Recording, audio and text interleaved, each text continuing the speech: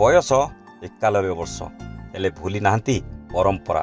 ସ୍ମୃତି ହେଇ ରହିଛି ଏବେ ବି ସେଦିନର ସଂସ୍କୃତି।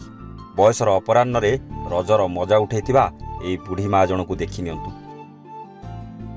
ନିଜ ବାରଣ୍ଡାରେ ଲାଗିଥିବା ଦୋଳି ଖେଳ ସାଙ୍ଗକୁ ରଜପାନ ଭାଙ୍ଗି ପିଲାମାନଙ୍କୁ ବାଟୁଛନ୍ତି। ଦର୍ଶକ ବନ୍ଧୁ, ସଂସ୍କୃତି, ପରମ୍ପରା, ଯାନିଯାତ୍ରା ସବୁକିଛି ହଜି ହଜି ଆସୁଥିଲା ବେଳେ ଆଗ ଭଳି ଆଉ ଦେଖିବାକୁ ମିଳିନି ରଜ ମଉଜ। ପୁଚି ଖେଳ, ବାଗୁଡ଼ି ଖେଳ, କବାଡ଼ି ଖେଳ ହଜି ଯାଇଥିବା ବେଳେ ଗାଁ ଭାଁ ଦେଖିବାକୁ ମିଳିଛି ଦୋଳି ଖେଳ, ତାସ ଆଉ ଲୁଡୁର ଖେଳ। ତା ଛଡ଼ା ଘରେ ଘରେ ହେଉଥିବା ପୋଡ଼ପିଠା ରଜର ମଜା ବି ସ୍ୱପ୍ନ ପାଲିଟି ଗଲାଣି। ରଜ ପର୍ବକୁ ଓଡ଼ିଶାର ଗଣପର୍ବ ରୂପେ ପାଳନ କରାଯାଉଥିବା ବେଳେ ଆମେ କିନ୍ତୁ ଆମ ପରମ୍ପରାକୁ ଭୁଲିବାକୁ ବସିଲେଣି।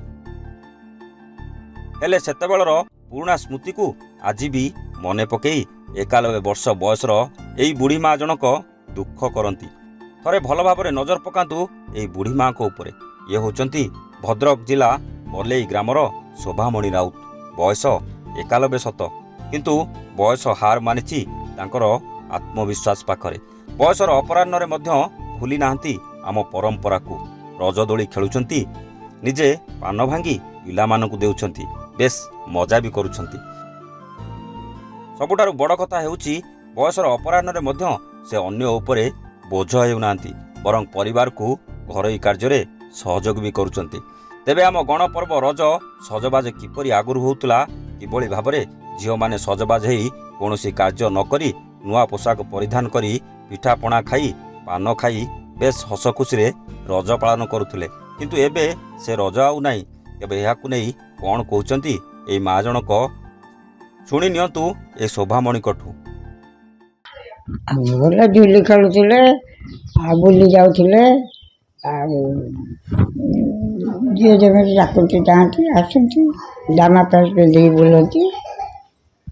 ଏବେ ଅଛି ନା ଏବେ ସେଭଳିଆ ହଉଛି ନା? ଏବେ ସେଭଳିଆ ହଉନି, ଆଉ ଛୁଆ ଜାମା ପ୍ୟାଣ୍ଟ ପିନ୍ଧୁଛନ୍ତି। ନା ବାଗୁଡ଼ି ଖେଳୁଥିଲେ, ଆଉ ପୁଞ୍ଚି ଖେଳୁଥିଲେ, ସେ ସବୁ ନାହିଁ ଆଉ। ଖାଲି ଗୋଟେ ଗୋଟେ ଧରିକି ଏମିତି ହଲଉଛନ୍ତି ମୋବାଇଲ। ରଜ ଭଳିଆ ଲାଗୁଛି ନା?